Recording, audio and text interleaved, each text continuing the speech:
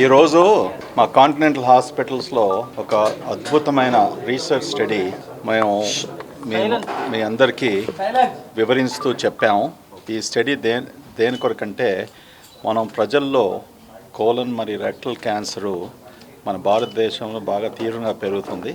ఇది ఎందువలన పెరుగుతుంది, దేనివల్ల వస్తుంది అనేసి మనం ఇవాళ సంభాషించాము. ఆ స్టడీ అంతా ప్రజెంట్ చేశాం. ఎందుకంటే ఇంతవరకు మన దేశంలో ఇటువంటి స్టడీ ఎవరు కూడా చేయలేదు. సో మీకు ఏం చెప్పామంటే ముఖ్యంగా కోలన్ క్యాన్సర్ వచ్చేవారికి ఒక చిన్న గడ్డలో పుట్టుతుందన్నట్టు.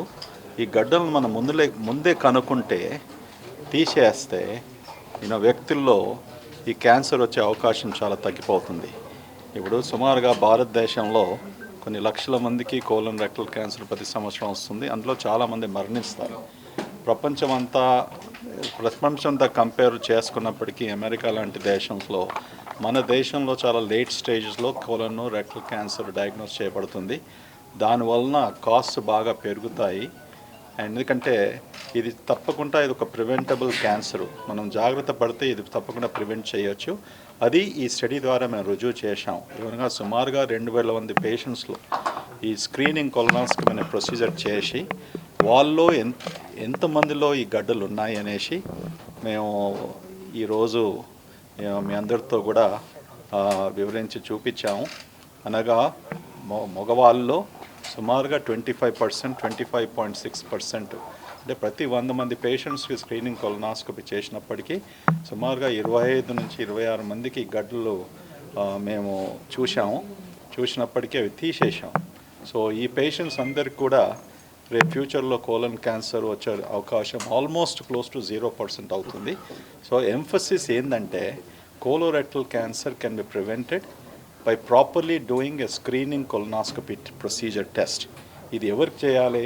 ప్రతి పేషెంట్, అంటే ప్రతి ఇండివిజువల్ ఎవరైతే 45 సంవత్సరాలకు వస్తాడో ఆ 45 సంవత్సరాలు దాటినప్పటికీ అది మొదటిసారిగా ఈ స్క్రీనింగ్ కొలనాస్కోపీ ప్రొసీజర్ చేయాలనేసి ఈ స్టడీ ద్వారా మేము రుజువు చేశాం.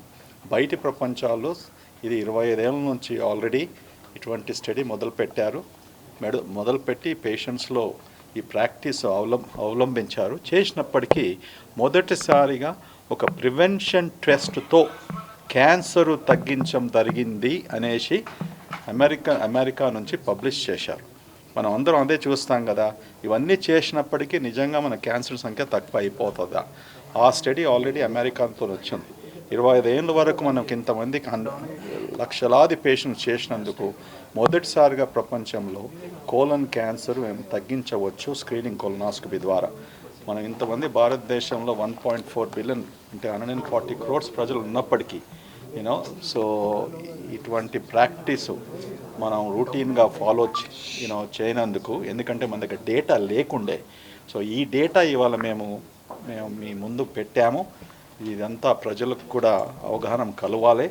ఈ స్క్రీనింగ్ కొలనాస్కోపీ ఒక సింపుల్ ప్రొసీజరు. ఇది అస్సలు కాంప్లికేటెడ్ కాదు. మంచి గ్యాస్ట్రోఎంట్రాలజిస్టు ట్రైన్డ్ ఎండాస్కోపీ ద్వారా చేసినప్పటికీ ఇది కేవలం 30 నిమిషాలు ప్రొసీజరు మొత్తం మంది చేస్తాము. ఉన్న గడ్డలన్నీ తీసేస్తాము. So it's not at all difficult procedure. Preparation difficult కాదు, ప్రొసీజరు డిఫికల్ట్ కాదు, పేషెంట్కు డిఫికల్ట్ కాదు, నొప్పి అనేది ఏముండదు.